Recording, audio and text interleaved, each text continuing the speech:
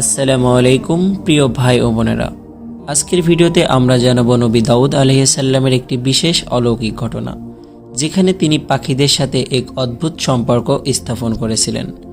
এটি একটি বিস্ময়কর ঘটনা যা আমাদের ঈমানকে আরও শক্তিশালী করে।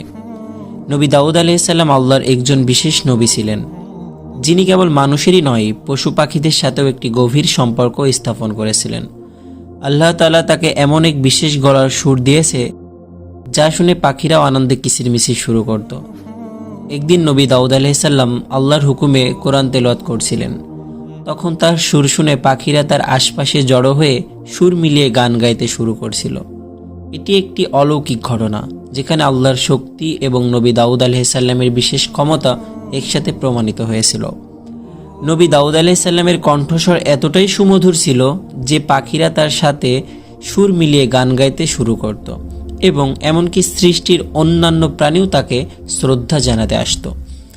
এছাড়াও নবী দাউদ আলাইহিস সালামের জীবনে আরও এমন অনেক অলৌকিক ঘটনা ঘটেছিল। একবার তিনি তার প্রার্থনায় আল্লাহর কাছে একটি বিশেষ প্রার্থনা করছিলেন। আল্লাহ তাআলা তার প্রার্থনার জবাবে পাখিদের দ্বারা সাহায্য পাঠিয়েছিলেন, যা তার বিজয়ের অংশ হয়ে দাঁড়ায়। নবী দাউদ আলাইহিস সালামের প্রার্থনার সময় পাখিরা তার জন্য আল্লাহর রহমত নিয়ে আসত এবং এটি ছিল এক অবিশ্বাস্য অলৌকিক ঘটনা। এটা আমাদের শেখায় যে আল্লাহ যখন চান তখন তার সৃষ্টি পাখি ও পশু যে কোনো কিছুই আমাদের সাহায্যের জন্য এগিয়ে আসতে পারে। এই অলৌকিক ঘটনা আমাদের হৃদয়কে গভীর বার্তা দেয়। এটি আমাদের শেখায় যে আল্লাহ তাআলা সকল সৃষ্টির উপর তার বিশেষ দয়া ও রহমত প্রদান করেন।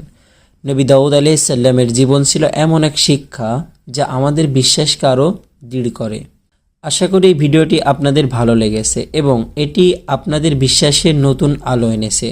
যদি ভিডিওটি ভালো লাগে তাহলে লাইক, কমেন্ট এবং সাবস্ক্রাইব করতে ভুলবেন না। আল্লাহ হাফেজ।